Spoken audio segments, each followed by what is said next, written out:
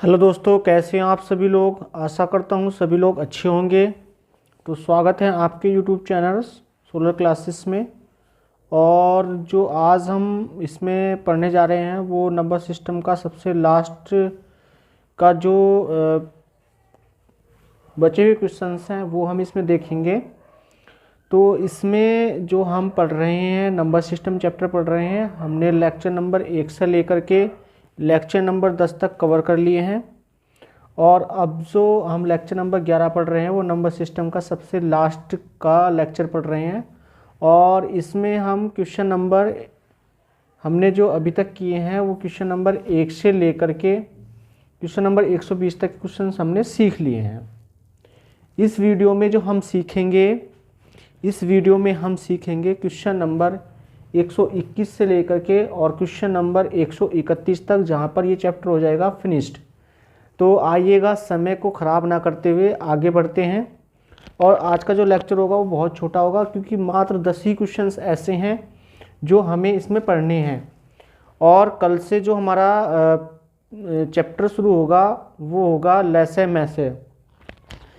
मैसे chapter में हम सबसे पहले वही उसी तरीके से पढ़ेंगे। उसमें सबसे पहले हमें क्या पढ़ना है, उसमें हमें सबसे पहले पढ़ने हैं अपने जो हमारे टाइप्स हैं। पहले हम टाइप्स को कवर करेंगे और उसके बाद हम बुक से प्रैक्टिस करेंगे क्वेश्चंस, जैसे हमने इस चैप्टर को किया है।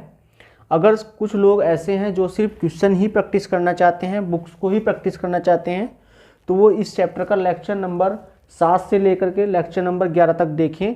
तो वे सभी लोग जो है प्रैक्टिस से क्वेश्चंस को कर पाएंगे। और जिन लोगों को टाइप्स पढ़ने हैं वो लेक्चर नंबर 1 से लेकर के लेक्चर नंबर 6 तक देखें। उसमें सभी टाइप्स आपको सिखाए गए हैं अच्छे तरीके से। और एक चीज़ और बतानी है कि जो हमारा लेसे मैसे का चैप्टर चलेगा वो भी इसी प्रकार से चलेगा। उसमें पहले हम टाइप्स पढ़ेंगे, उसमें लगभग 15 टाइप्स होंगे आपके, और फिर बुक से प्रैक्टिस करेंगे क्वेश्चंस। ठीक है, चलेगा। यदि आप नंबर सिस्टम पढ़ करके लेसे मैसे पढ़ोगे तो आपके लिए बहुत बेनिफिट रहेगा, क्योंकि बहुत सारी चीज़ें नंबर सिस्टम से जुड़ी हुई हैं। तो समय को बर्बाद ना करते हुए अब हम बढ़ते हैं अपने क्वेश्चन नंबर 21 की ओर। तो देखिए क्या है क्वेश्चन नंबर 21। किसी संख्या को 7 से गुणा करने पर गुणनफल का प्रत्येक अंक 3 प्राप्त होता है। ऐसी सबसे छोटी संख्या क्या होगी? तो देखिएगा क्या है प्रश्न हमारा ये है कि किसी संख्या को 7 से गुणा करने पर गुणनफल का प्रत्येक अंक 3 प्राप्त होता है। यानी कि सपोज करो, अगर मान लीजिए मैंने 111, अगर मैं 11 को 3 से गुणा कर दूं तो कितना आ जाएगा हमारा? 3 आ जाएगा। इसका कहने का मतलब ये है कि मुझे नीचे जो विकल्प है उनमें से कोई एक ऐसी संख्या चुननी है जिसको 7 से गुणा करने पर क्या आ जाए? 3 आ जाए। क्या आ जाए? 3 आ जाए। ठीक, तो इसका मतलब हमारी जो जिससे हम उसको भाग देंगे, क्योंकि देखो 10 से 7 को गुणा करने पर क्या आया? 70 आया। तो ये 70 कैसे आया? 10 को 7 से गुणा की। अब हमें क्या है, यहाँ पर संख्या नहीं पता। क्या नहीं पता? यहाँ पर संख्या नहीं पता, लेकिन हमें ये पता है कि उसमें क्या आने चाहिए? 3 आने चाहिए। ठीक, तो 3 आने चाहिए। अब हमने देखो क्या है, अब इसी तरीके से इस एग्जाम्पल सीखते हैं हम। हमें क्या है, उसने सिर्फ इतना बता रखा है कि 3 हमें किस संख्या से गुणा करनी है। यानी नीचे ऑप्शंस है, जो ऑप्शंस दिए ना आपको इस सवाल में, इनमें से किसी एक ऑप्शन से 7 को गुणा करनी है। तो हमें तो पता ही नहीं है वो कौन सी संख्या है, तो हमने मान लिया वो संख्या x है, गुणा 7 बराबर 3 ऐसे करके बोल रहा है। ऐसे करके तो बोल रहा है। चलो, तो हमने मान लिया कि वह संख्या वह संख्या क्या है? x है। क्या है? वह संख्या x है। हमने मान लिया वह संख्या x है, जिसकी गुणा 7 से करने पर क्या आएगा? 3 आएगा। प्रत्येक अंक क्या आएगा? 3 आएगा। तो देखो नीचे सारी संख्या कितने अंक की है? नीचे सारी संख्या कितने अंक की है? तो आप कहोगे सर जी 5 अंक की है। तो अगर मैं 5 अंक की संख्या से 1 अंक की संख्या को गुणा करता हूँ तो हमारी 6 अंकों की संख्या बनेगी। यदि आप किसी 2 अंकों की 2 अंकों की संख्या को 2 अंकों की संख्या से गुणा करोगे तो उसके गुणनफल में 4 अंक बनेंगे। ये बात बिल्कुल कन्फर्म है। अगर आप किसी 2 संख्या की गुणा को आप 1 अंक से गुणा करोगे, ठीक है, चलो, तो इसमें यही है ना, क्योंकि कुछ संख्या बड़ी है तो इसलिए इसमें ऑप्शन में देखें 5, सबसे ज़्यादा कितनी दे रखी है, 5 अंकों की दे रखी है। तो हमने मान लिया वह संख्या x है, तो हमने वह संख्या x है गुणा 7 बराबर क्या आना चाहिए, प्रत्येक अंक 3 आना चाहिए। क्या आना चाहिए, प्रत्येक अंक 3 आना चाहिए। तो नीचे विकल्प में सारी संख्याओं के अंक कितने हैं, 5 हैं, 5 अंक लिखे हुए हैं। तो हमने मान लिया वह उसका, क्योंकि उसमें अंक कितने आएंगे, फिर गुणा करेंगे जब 7 से तो 6 आएंगे। कितने आएंगे, 6 अंक आएंगे। और 6 के 6 अंक क्या होने चाहिए, 3 होने चाहिए। इसका कहने का मतलब ये है। और यहाँ से हम भाग कर सकते हैं, इसको भाग करेंगे, किससे भाग करेंगे, 7 से। जब आप इसको 7 से भाग करेंगे तो आपका उत्तर आ जाएगा 47,619। क्या आ जाएगा, 47,619।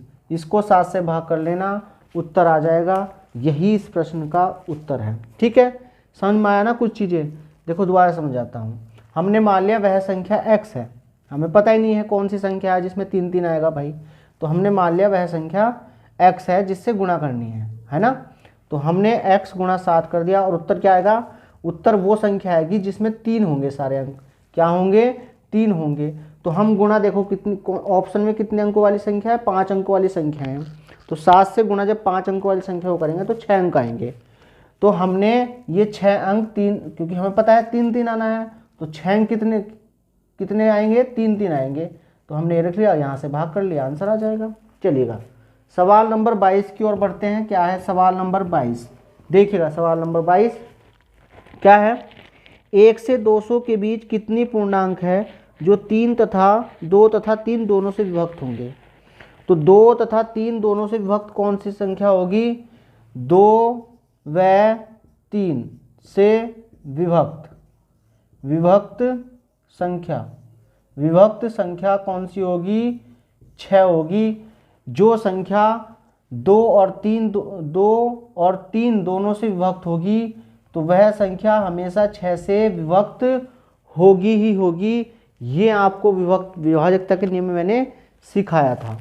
तो देखिएगा इसने कहा 1 से 200 के बीच, तो क्या है, थोड़ा सवाल हटके है चैप्टर से, बट मैं इसको कवर करा रहा हूँ। ठीक है, देखिएगा तो 1 से आगे कौन सी आ जाएगी, 6 आ जाएगी, फिर कौन सी आएगी, 12 आएगी, फिर कौन सी आएगी, 18 आएगी, डॉट डॉट डॉट। 200 से पहले कौन सी आएगी, तो उसके निकालने के लिए क्या है, कल हमने सवाल सीखा था, 200 से छोटी कौन सी संख्या होगी जो 6 से पूरी कटेगी। तो क्या करेंगे, 6 से भाग करेंगे 200 को, है ना, ऐसे ही बताया था ना। तो 6 18 बचे कितने, 2, उतारा 0, 6 18 बचे 2, इसमें से इसको घटा देंगे तो 200 माइनस 2 यानी कि 198, यानी वो 198 संख्या होगी जौन सी 6 से कट जाएगी लास्ट की। ठीक, समझ में आ रही ना चीज़ें। अब ये बन गई हमारी क्या, ये बन गई हमारी सीरीज बन गई। कौन सी सीरीज बन गई, समांतर श्रेणी। क्या बोलते हैं इसको, समांतर श्रेणी बोलते हैं। और समांतर श्रेणी के एनवा पद निकालने के लिए एक फॉर्मूला होता है। क्या होता है, a + n - 1d। a क्या होता है, a होता है हमारा प्रथम पद। क्या होता है, प्रथम पद। और n क्या होता है, जो हमें निकालना है। n होता है पदों की संख्या। क्या होता है, पदों की संख्या। और d क्या होता है, d होता है सर्वांतर। क्या होता है, सर्वांतर, जो अंतर होता है इनके बीच में। तो अंतर कितना है, 6 का है। देखो कितने का अंतर है, 6 का। तो यहाँ से d की वैल्यू तो 6 आ गई। और a क्या है, प्रथम पद, तो a की वैल्यू कितनी आ गई, 6 आ गई, क्योंकि प्रथम पद 6 है। और n हमें क्या करना है, निकालना है, पदों की संख्या में निकालनी है।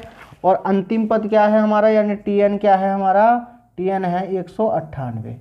सारी चीज़ें इस फॉर्मूले रख देंगे, सारी चीज़ें हम इस फॉर्मूले में रख देते हैं। तो क्या आ जाएगा 198 बराबर 6 प्लस n माइनस 1 इंटू 6। इसमें से 6 घटेंगे यानी कि 198 माइनस 6 बराबर n माइनस 1 इंटू 6। ये घटेंगे 192 बराबर n माइनस 1 बटे गुणा 6। 6 से घट जाएगा 32 बार, तो n बराबर कितना n, तो यह आ जाएगा n माइनस 1 बराबर 32 यानी n बराबर 33। क्या आ जाएगा n बराबर 33 आ जाएगा। n बराबर क्या आ जाएगा 33 आ जाएगा। यही इस प्रश्न का क्या हो जाएगा उत्तर हो जाएगा। ठीक है, यही इस प्रश्न का उत्तर हो जाएगा। इसने यही पूछा था कि पदों की संख्या कितनी होगी, तो कितनी होगी 33 होगी। पदों की संख्या के निकालने के लिए फार्मूला लगाते हैं n बराबर a plus n minus 1d। a क्या होता है प्रथम पद, n हमें जो पदों की संख्या निकालनी है कितने पद हैं, और d होता है सर्वांतर, मतलब इनके बीच में सबके अंतर कितना चल रहा है, तो 6 का अंतर चल रहा है, तो d की वैल्यू 6 होगी और TL हमारा सबसे बाद की वैल्यू होगी। ठीक, चलिएगा। अब इस फॉर्मूले में हमने ये चीज़ रख दी, यहाँ से सवाल निकल गया ऑप्शन। बाकी हम इसको समझेंगे, अभी हम जब सरलीकरण पढ़ेंगे तो उसमें हम इन चीज़ों को बहुत ही अच्छे तरीके से समझेंगे, उसमें हम इन चीज़ों को बहुत ही अच्छे तरीके से समझेंगे। आप इस बात की टेंशन बिल्कुल ना लीजिएगा, आप इस बात की टेंशन बिल्कुल ना लीजिएगा, वहाँ पे हम इसको बहुत अच्छे तरीके से समझेंगे। चलिएगा नेक्स्ट क्वेश्चन देखते हैं, क्वेश्चन नंबर 123। क्या है क्वेश्चन नंबर 123? 123 में आपको ट्रिक्स याद रखनी है। क्या ट्रिक्स याद रखनी है कि जिससे भाग दे रहे हैं, जैसे इसमें दे रखा है एक संख्या को 13 से विभक्त करने पर एक शेष बचता है, यदि भागफल को 5 से भाग दें तो 3 शेष बचता है, यदि इस संख्या को 65 से भाग दें तो शेषफल क्या होगा। तो इस तरह की फॉर्मेट आपको याद रखनी है। क्या करेंगे इस तरह के सवाल में, इस तरह के सवाल में आपको याद रखना है जिससे पहले भाग कर रहे हैं, 13 से भाग कर रहे हैं ना, 13 से विभक्त कर रहे हैं ना, उसको हमें जिससे हम लास्ट में जो शेष बच रहा है दूसरा वाला उससे गुणा कर देनी है, और जो पहले वाले में शेष बच रहा था वो जोड़ देनी है। तो किससे भाग कर रहे हैं 13 से, और शेषफल क्या बच रहा है अंतिम शेषफल बच रहा है हमारा 3, तो 3 आ जाएगा, प्लस क्या करना है, जो हमारा शेषफल बच रहा था 13 से भाग करके वो इसमें हमें जोड़ देना है, वही आपका आंसर हो जाएगा 13 39 प्लस 1, और इसका आंसर हो गया 40।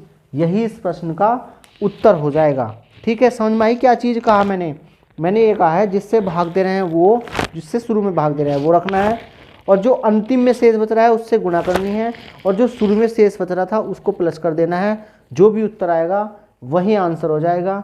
चलिएगा नेक्स्ट क्वेश्चन चलते हैं, क्वेश्चन नंबर 124।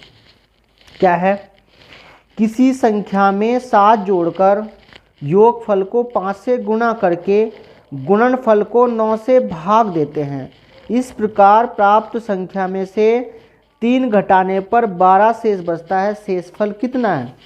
चलिएगा तो देखिएगा कैसे करेंगे इस सवाल को, क्या करेंगे, तो ये है हमारा सवाल है ना।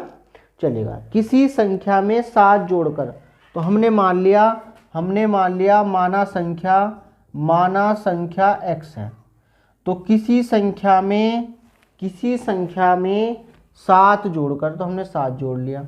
ठीक, योगफल को, तो ये योगफल ही तो है, फिर ये योगफल ही तो है। अगर मैं 2 में 4 जोड़ दूंगा तो हमारा क्या आएगा 6, तो ये योगफल ही तो आएगा, ये योगफल ही तो आएगा, तो इसको जोड़ तो सकते नहीं, तो हमने ये योगफल मान लिया, तो ये हमारा योगफल हो गया। योगफल को 5 से गुणा करके, इसको क्या कर दी 5 से गुणा कर दी, सपोज करो मैं इससे 5 को गुणा कर दूं, ठीक, गुणा करके गुणनफल को, तो गुणनफल हमारा ये आ गया, ये गुणनफल ही तो है, ये गुणनफल ही तो है, गुणा कर लो चाहे इसकी तब भी गुणनफल ही आएगा। गुणनफल को 9 से भाग देते हैं, क्या करते हैं, गुणनफल को 9 से भाग कर देते हैं, इस प्रकार प्राप्त भागफल, तो मैंने इसे 9 से भाग कर दी, तो ये भागफल ही तो आ जाएगा, ये भागफल ही तो आ जाएगा जब 9 से भाग कर दूंगा मैं इसको। अगर मैं इसको 9 से भाग कर दूंगा तो भागफल ही तो आ जाएगा ये, चाहे तुम काट कर लिख दो तब भी वही बात है, बिना काट लिखोगे तब भी वही बात है तो भागफल ही। चलो तो हम इसको काट नहीं सकते तो हमने ऐसे ही लिख दिया, भागफल को, भागफल में से 3 घटाने पर, क्या, भागफल में से 3 घटाने पर क्या प्राप्त होता है, 12 प्राप्त होता है। अब इसको सॉल्व कर लो आप। इस 3 को इधर ले जाए कितना हो जाएगा 15, तो x + 7 गुणा 5/9 बराबर, इस 3 को इधर लेके जाएंगे माइनस का तो प्लस हो जाएगा, तो ये हो जाएगा 15, 12 और 3 15 हो जाएगा। ये कट जाएगा 5 तिया 15, इसकी गुणा इधर कर देंगे, बटे वाली संख्या उधर जाके गुणा हो जाती है, तो यह जाएगा 3 गुणा 9 यानी कि 27, और ये आ जाएगा x + 7, तो x बराबर कितना आ गया 27 - 7 यानी x बराबर आ गया हमारा 20। कितना आ जाएगा 20 आ जाएगा, यानी वो संख्या क्या है हमारी, वो संख्या हमारी 20 है। क्या है वो संख्या, वो संख्या हमारी 20 है। यही इस प्रश्न का उत्तर हो जाएगा। ठीक है, चलिएगा नेक्स्ट क्वेश्चन चलते हैं, question number 125। Question number 125, question number 125 को अभी हम छोड़ते हैं, इसको हम बाद में करेंगे। ठीक है, एक साथ कराऊंगा मैं सारे क्वेश्चन आपको ना, एक वीडियो के अंदर मैं आपको जितने भी छूटे हुए क्वेश्चन हैं वो दूंगा एक साथ, क्योंकि अभी इनको समझाने से कोई बेनिफिट नहीं है। ठीक है, चलिएगा सवाल नंबर 126, ये भी इसी तरह का है, इसको भी मैं बाद में ही कराऊंगा। ठीक है, सवाल नंबर 126 भी मैं बाद में कराऊंगा आपको। चलिएगा सवाल नंबर 127 देख लेते हैं।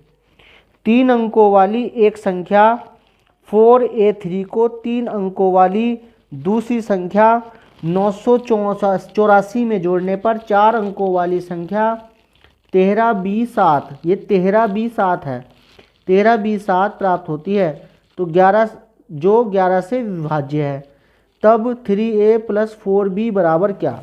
तो इस क्वेश्चन को देखते हैं क्या है हमारा। इस क्वेश्चन में ये है कि 4a3 ये a है, क्या है ये a है, 9 ना समझ लेना इसको, ये a है, और क्या है इसमें क्या जोड़ दिया 984 जोड़ दिया। क्या जोड़ दिया 984, तो क्या आया हमारा, तो जोड़ करके आया है 13b7, ये आया है 13b7 ये आया। और ये जो आया है ना, इसने क्या रखा है सवाल में, जो 11 से विभक्त है, कि ये जो आया है ये 11 से विभक्त है, तो 11 का विभक्त का मतलब क्या होता है, 11 का विभक्त का मतलब ये होता है कि ये अंक छोड़ करके ये अंक जोड़ लेते हैं, मतलब ये दोनों बराबर होने चाहिए। ये जो हमने ये लिए है एक छोड़ के एक, ये और ये है ना, क्या होने चाहिए, बराबर होने चाहिए।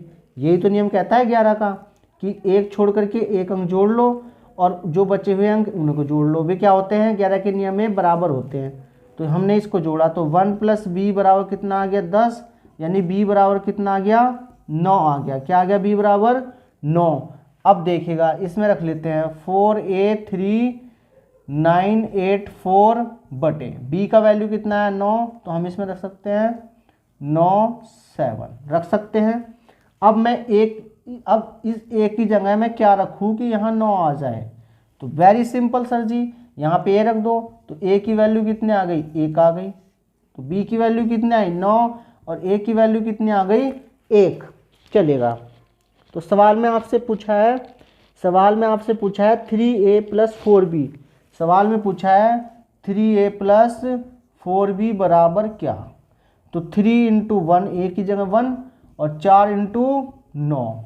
ठीक, अब कर लो इसको सॉल्व, तो यह आ जाएगा 3 × 3 और 4 × 9 36, तो कितना आ गया 39। इस प्रश्न का उत्तर हो जाएगा, क्या हो जाएगा इस प्रश्न का उत्तर 39 हो जाएगा।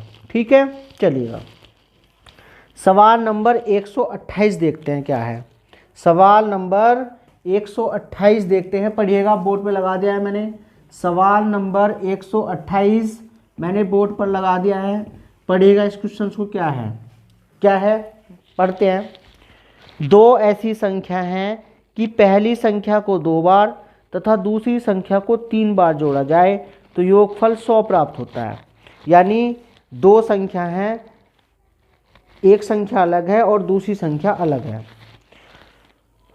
पहली को 2 बार जोड़ा जाता है और दूसरी को 3 बार जोड़ा जाता है तो योगफल 100 प्राप्त होता है। इसी प्रकार पहली संख्या को 3 बार तथा दूसरी संख्या को 2 बार जोड़ा जाता है तो योगफल 120 प्राप्त होता है। इनमें बड़ी संख्या कौन सी है? तो हमने मान लिया माना संख्या x व y है। ये हमने मान ली पहली संख्या है और ये हमने मान ली दूसरी संख्या है। ये हमने पहली मान ली और ये दूसरी। तो इसने कहा है पहली संख्या को 2 बार, प्रश्न पढ़ते रहिएगा, पहली संख्या को 2 बार, तो पहली संख्या को हमने 2 बार जोड़ना है, प्लस दूसरी संख्या को 3 बार, दूसरी संख्या को, चलो मैं आपको वैसे समझाता हूँ, पहली संख्या को 2 बार यानी x प्लस x, पहली संख्या तो x ही है ना, तो इसको 2 बार जोड़ लिया, तथा दूसरी संख्या को 3 बार जोड़ा जाए। दूसरी संख्या को कितना जोड़ा? 3 बार। तो क्या आया उत्तर? 100 आया। तो यहाँ से एक समीकरण बन गई, देखो x x कितने हो जाएंगे? 2x, और ये कितने हैं? 3x, तो 3y बन जाएंगे यहाँ से बराबर 100। ये बन गई हमारी समीकरण नंबर 1। ये बीजगणित का सवाल आ गया थोड़ा सा, बट मैं समझा देता हूँ। इसके बाद है इसी प्रकार पहली संख्या को 3 बार, पहली संख्या को कितने बार जोड़ा गया? 3 बार जोड़ा गया, प्लस दूसरी संख्या को कितनी बार जोड़ा गया? दूसरी संख्या को 2 बार, दूसरी संख्या को कितनी बार जोड़ा गया? 2 बार जोड़ा गया, y प्लस y बराबर 120, यानी कि आ गया 3x प्लस 2y बराबर 120। ये आ गई समीकरण नंबर 2। अब समीकरण 1 और 2 को सॉल्व करके x और y की वैल्यू निकाल लो तो मज़ा आ जाएगा। चलिएगा, समीकरण सॉल्व कैसे करते हैं देखिएगा।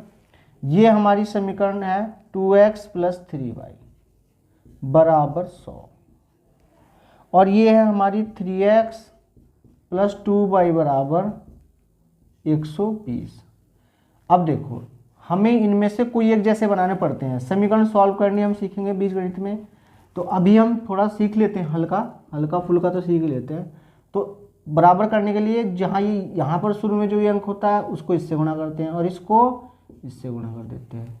तो करते हैं 3 से गुणा, तो क्या आ जाएगा? 3 दूनी 6, 6x, क्या आ जाएगा? 3 दूनी 6x, और 3 किससे करेंगे? तो 3 तिया 9y बराबर 300। इसको करो, 3 दूनी 6 और 2 दूनी 4y बराबर 12 दूनी 24। अब इस समीकरण में से इस समीकरण घटा दो, जब घटाते हैं चिन्ह बदल देते हैं, 6 से 6 कट, यहाँ से कितना आ गया? 5y, 9 में से 4 जाएंगे 5, और यहाँ से घटाएंगे तो आएगा 60। तो y बराबर कितना आ गया हमारा? 5 से काट दो तो ये आ गया 12, यानी y बराबर आ गया हमारा 12 आ गया। कितना आ गया? 12 आ गया। किसी एक समीकरण रख दो यहाँ पे, तो मैं इस समीकरण में रख रहा हूँ, ठीक है, y की वैल्यू। तो ये आ गया 2 इंटू एक्स प्लस 3 गुणा 12 बराबर 100। तो ये आ गया 2x प्लस 12 × 36 बराबर 100। ठीक, चलो ये 36 जाएगा, घट जाएगा, तो यह आ जाएगा 2x बराबर 100 में 36 जाएगा 64, तो x बराबर कितना आ गया? 32। तो बड़ी संख्या कौन सी है? x है या y है? तो बड़ी संख्या x है, तो उसने बड़ी संख्या पूछी है, तो बड़ी संख्या हो जाएगी हमारी x बराबर 32। यही इस प्रश्न का क्या हो जाएगा? उत्तर हो जाएगा। यही इस प्रश्न का उत्तर हो जाएगा। ठीक है, चलिएगा नेक्स्ट क्वेश्चन की ओर बढ़ते हैं। Question number 129। क्या है क्वेश्चन नंबर 129? अब हम ये देखते हैं। चलिएगा क्वेश्चन नंबर 129 देखते हैं क्या है। क्वेश्चन नंबर 129 बड़ा ही अच्छा क्वेश्चन है। क्वेश्चन नंबर 129 क्या है? जब एक विद्यालय के सभी छात्रों को 54 छात्रों की पंक्ति में खड़ा किया जाता है तो 30 पंक्ति बनती हैं। बता, यदि इनमें 45 छात्रों वाली पंक्तियों में खड़ा किया जाए तो ऐसी कितनी पंक्ति बनेंगी? तो सबसे पहले हम टोटल छात्र निकाल लेते हैं। विद्यालय में कितने हैं? तो कुल छात्र कितने हैं? कुल छात्र कितने हैं विद्यालय में? तो देखो कितने छात्रों की एक पंक्ति है? 54 छात्रों की एक पंक्ति है। 54 छात्रों की कितनी पंक्ति है? एक। और पंक्ति टोटल कितनी है? टोटल पंक्ति है हमारी 30। कितनी है? 30। यही तो है। तो ये हमारे कुल छात्र आ गए। अब उसने कहा है यदि इन्हें 45 छात्रों वाली पंक्ति में खड़ा किया जाए, अब इन्हें किस में करना है, अब इन्हें करना है 45 वाली, 45 छात्रों वाली पंक्ति बनानी है, तो क्या हो जाएगा, कुल छात्रों को क्या कर दो, कुल छात्रों को आप किससे 45 से भाग कर दो, पंक्ति की संख्या निकल जाएगी, कितनी पंक्ति बनेंगी अब, तो देखो 15 दूनी 30 और 15 तिया 45, 3 दूनी 3 निकल 3 और 3 अट्ठे 24, तो कितना आ गया 18 गुणा 2 यानी कि 36 पंक्ति बनेंगी। अब कितनी पंक्ति बनेंगी, 36 पंक्ति बनेंगी। ठीक है, समझ में आया ना। चलो नेक्स्ट क्वेश्चन की ओर देखते हैं। क्वेश्चन नंबर 130 क्या है, 59, 75, 23 में 7 के स्थानीय व जातीय मान में कितना अंतर होगा। 59, 75,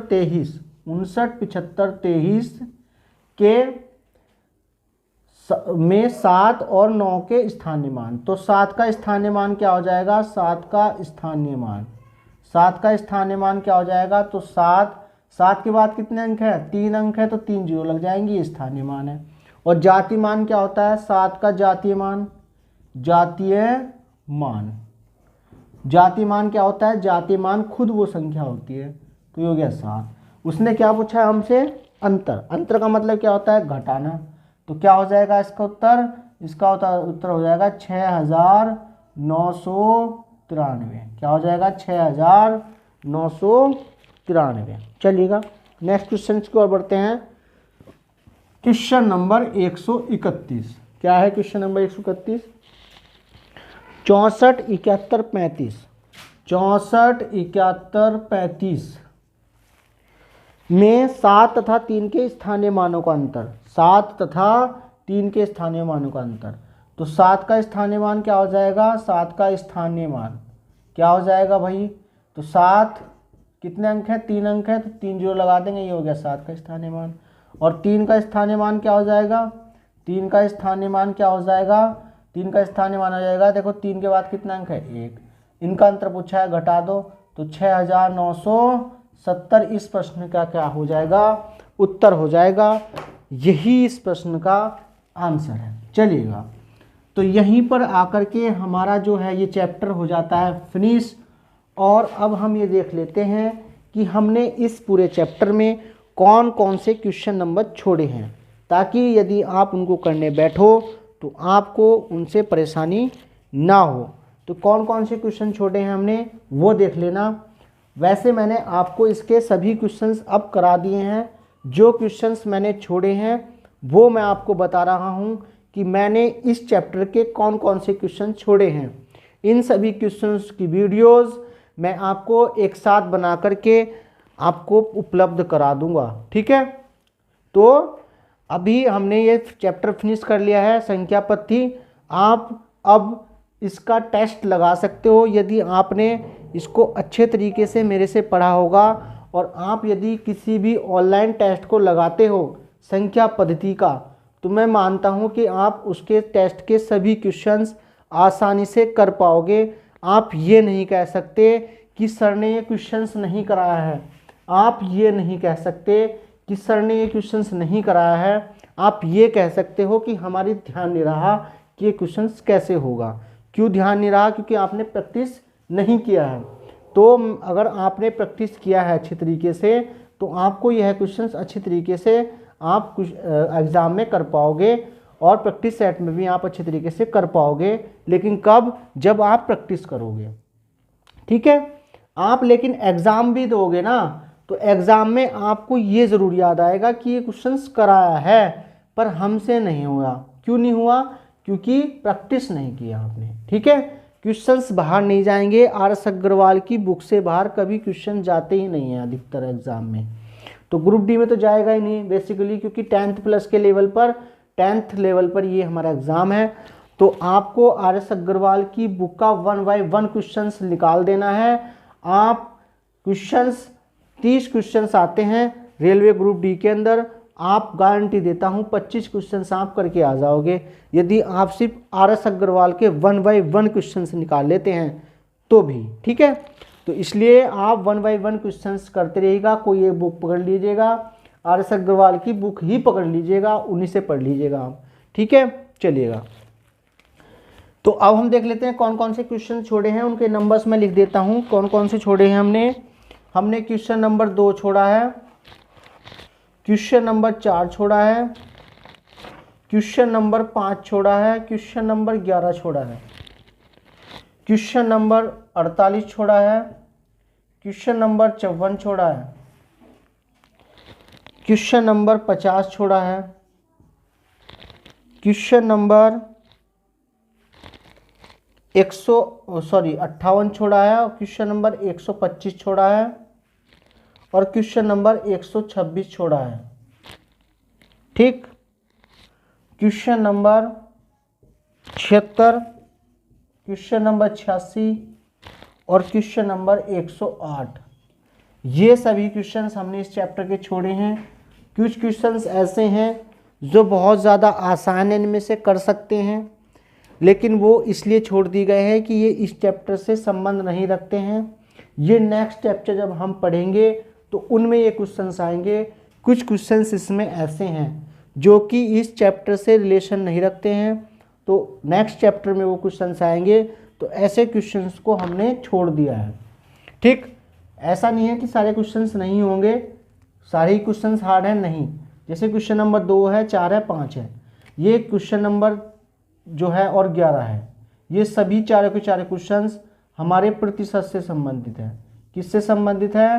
प्रतिशत से संबंधित है, और बहुत इजी क्वेश्चंस है प्रतिशत संबंधित। आप चाहे तो बुक से देख लेना, लेकिन बस मैंने छोड़ इसी वजह से दिए कि आपको जब परसेंटेज पढ़ना ही है तो क्यों ना हम परसेंटेज के चैप्टर में ही इन क्वेश्चंस को पढ़ें, क्यों अपना टाइम वेस्ट करें, और समझ में भी कम आएगा और टाइम भी वेस्ट होगा, तो इसलिए मैंने छोड़ दिए हैं।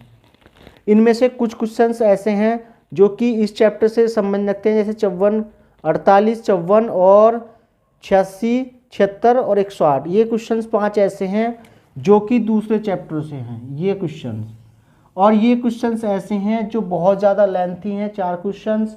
ये 4 क्वेश्चंस वो क्वेश्चंस हैं जो कि बहुत ज़्यादा लेंथी है, बहुत ज़्यादा समय ले रहे हैं करने में, और इनको समझाना भी थोड़ा डिफ़िकल्टी वाली बात है मेरे लिए भी। तो इसीलिए मैं इन क्वेश्चंस की अलग वीडियो बनाऊंगा, आपको वहाँ पर ये क्वेश्चंस मिल जाएंगे। तो अभी आपके इस चैप्टर के जो क्वेश्चन छूटे हैं वो सिर्फ 5 क्वेश्चन छूटे हैं, और ये 5-4 क्वेश्चंस मैं आपको एक साथ एक वीडियो के अंदर दे दूंगा, बहुत शॉर्ट वीडियो बना करके। तो बेफिक्र रहिएगा, बने रहिएगा और मस्ती में पढ़िएगा। आपको YouTube पर मैं फ्री में पढ़ा रहा हूँ, तो आप पढ़ते रहिएगा। 1 बाय 1 क्वेश्चंस मैं कराऊंगा। और याद रखिएगा, कल हमारा पहला लेक्चर आने वाला है लेस है मैसे का, जो कि बहुत दमदार लेक्चर होगा, ठीक है। चलिएगा, टेक केयर, और इसी तरीके से वीडियो को देखते रहिएगा। वीडियो को लाइक ज़रूर करिएगा, ठीक है। लाइक, शेयर और सब्सक्राइब चैनल को ज़रूर कराएं। Thank you so for watching.